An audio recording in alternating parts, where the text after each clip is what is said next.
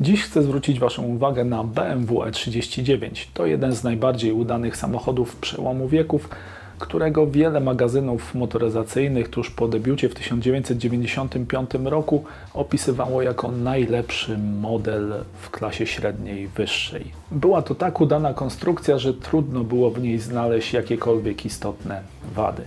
A jak wypada po blisko 30 latach obecności na rynku i czy ma szansę zostać równie cenionym klasykiem, opowiem Wam w tym odcinku.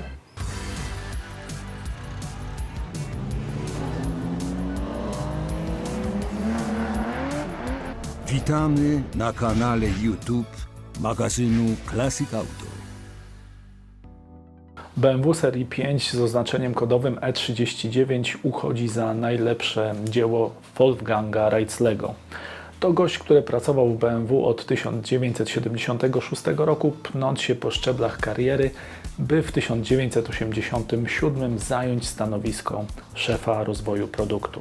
Słynął ze skrupulatnego podejścia do całego procesu projektowania samochodów marki i z perfekcjonistycznego charakteru.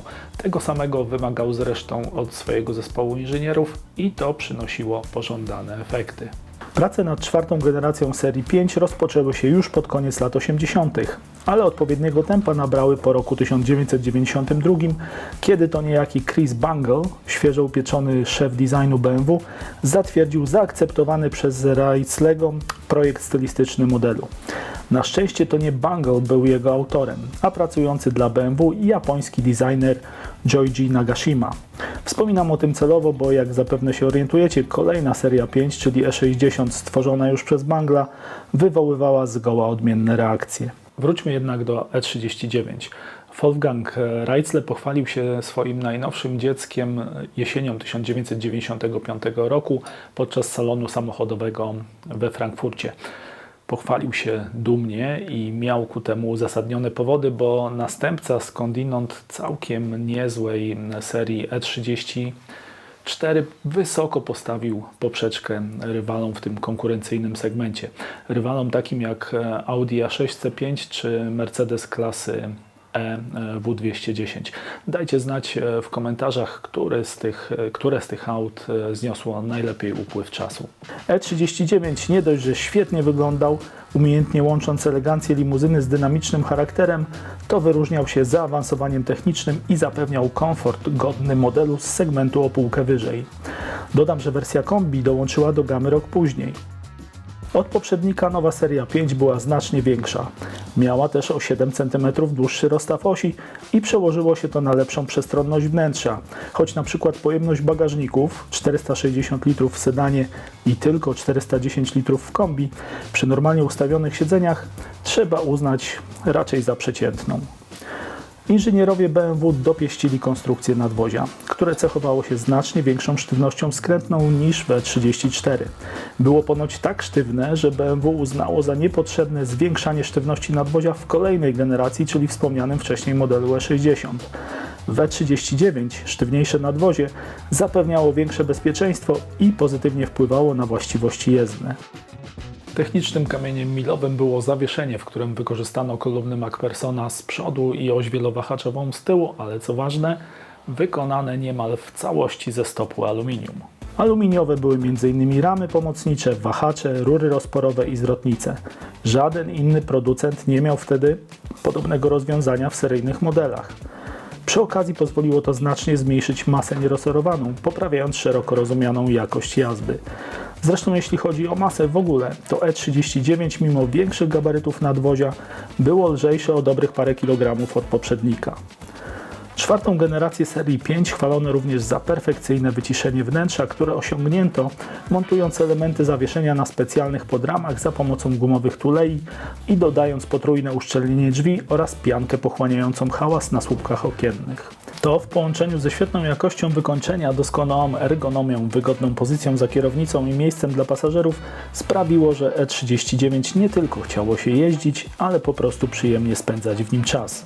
Umilało to zresztą nowoczesne wyposażenie, które poza oczywistymi elementami jak automatyczna klimatyzacja, elektrycznie sterowane fotele, szyby i lusterka, skórzana tapicerka czy kilka zestawów systemu audio mogło obejmować np. multimedialny podłokietnik tylnej kanapy, lodówkę, przednie fotele z funkcją masażu, podwójne szyby, a także system nawigacyjny. I tu dochodzimy do kolejnej mocnej strony BMW E39, czyli palety silników, które choć nie były zupełnie nowymi konstrukcjami, to w tamtym okresie uchodziły za jedne z najlepszych na rynku.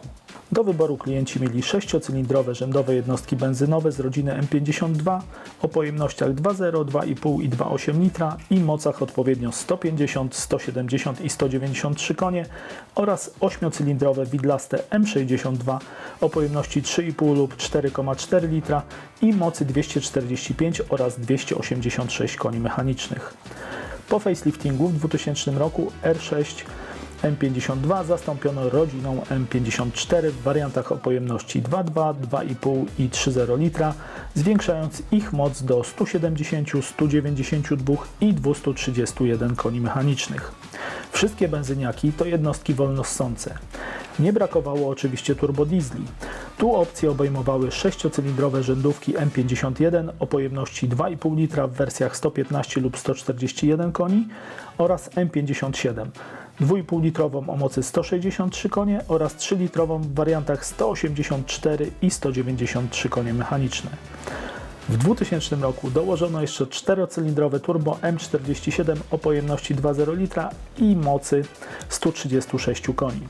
Topową odmianą, która potrafiła manierami zaskoczyć nawet Porsche 911, była M5 z 5-litrowym V8 o mocy 400 koni. Ten model setkę osiągał w 5 sekund i mógł rozpędzać się do ograniczonej elektronicznym maksymalnej prędkości 250 km na godzinę, choć znane są przypadki egzemplarzy bez blokady, w których można było zobaczyć na zegarze prędkościomierza wskazówkę bez problemów dochodzącą do 300 km na godzinę. Przyznacie, że elegancki to wybór i z drobnymi wyjątkami zadbane egzemplarze potrafią dostarczyć w każdym wariancie sporo satysfakcji. Oczywiście decydując się na konkretny, trzeba wziąć pod uwagę kilka rzeczy. Najlepszy kompromis osiągów, zużycia paliwa i kosztów eksploatacji zapewniają wersje 528i oraz 530i, czyli z rzędowymi szóstkami o mocach 193 i 231 koni. Potrafią rozpędzać się do setki w około 8 sekund, a w cyklu mieszanym zużyją poniżej 10 litrów na setkę. Ważne jest, by pilnować w nich stanu oleju, bo zwłaszcza przy dynamicznej jeździe trochę go zużywają. Aksamitnie pracujące V8, zwłaszcza w odmianie 540i o mocy 286 koni, zachwyca dynamiką i przez wiele osób postrzegane było jako tańsza alternatywa dla topowego M5. Ma jednak jeden mały feler, na który pewnie spora grupa użytkowników nie zwrócił uwagi. W tej wersji, jak we wszystkich V8, z braku miejsca pod maską zastosowano układ kierowniczy z kulą recyrkulacyjną, który nie jest tak precyzyjny i komunikatywny jak wariant w M5 z szybszym przełożeniem, czy układ zębatkowy w wersjach 6-cylindrowych. W przypadku V8 niestety kosztowny bywa serwis. Liczyć się trzeba z koniecznością wymiany rozrządu, regeneracji lub wymiany układu VANOS oraz gruntownego przeglądu układu chłodzenia, a to łącznie wydatki rzędu nawet kilkunastu tysięcy złotych. Godne polecenia są diesle M57 z wariantów 525D i 530D. Dzielnie znoszą duże przebiegi, chociaż oczywiście wymagają odpowiedniej troski. Do popularnych awarii należą usterki koła pasowego wału korbowego. Osprzęt najczęściej sprawia problemy dopiero po przekroczeniu 300 tysięcy km. Uważać natomiast należy na wersje 525 TDS, w których psują się turbosprężarki, pompy wtryskowe i układy chłodzenia. A jakie inne bolączki potrafią trapić E39? No cóż, pewnie się powtórzę, ale jak w przypadku każdego auta, które dobiega 30, wiele zależy od tego, jak było użytkowane i traktowane przez swoich właścicieli. Typowym problemem jest korozja. Niezależnie od wersji nadwoziowej najczęściej rdzewieją progi w ich tylnej części i klapy bagażnika. Oprócz tego rdza często rozwija się na maskach, nieco rzadziej można ją znaleźć na dolnych krawędziach drzwi. I dotyczy to nie tylko całego mnóstwa oferowanych na rynku samochodów powypadkowych po wszelkiej maści naprawach blacharskich, lecz także całkiem zwyczajnie eksploatowanych egzemplarzy. Szwankować potrafi pokładowa elektronika, w tym wyświetlacze radia, klimatyzacji i zespołu wskaźników. Czasami zawodzi elektryka szyb i sterowania folderami oraz czujniki systemu poziomowania lamp ksenonowych. Świecące się kontrolki układów ABS i ASC najpewniej dają znać o uszkodzonej lince przepustnicy lub naruszeniu sterownika pompy ABS. W zawieszeniu problemy mogą sprawiać stukające łączniki stabilizatora wraz z gumowymi obejmami, a także wybite tuleje oraz aluminiowe wahacze, których wymiana jest dość droga. Pocieszające w tym wszystkim jest to, że dostęp do części zamiennych, zarówno oryginalnych Vaso, jak i zamienników w specjalistycznych sklepach jest wzorowy.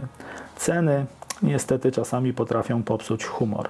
Przez prawie 9 lat produkcji fabryki BMW opuściło niemal 1,5 miliona egzemplarzy BMW E39, stąd oferta rynkowa jest dzisiaj naprawdę bardzo bogata i można przebierać w egzemplarzach.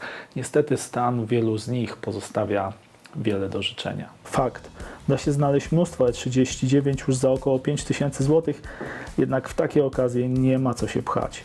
Przywrócenie im pełnej sprawności będzie kilkukrotnie droższe.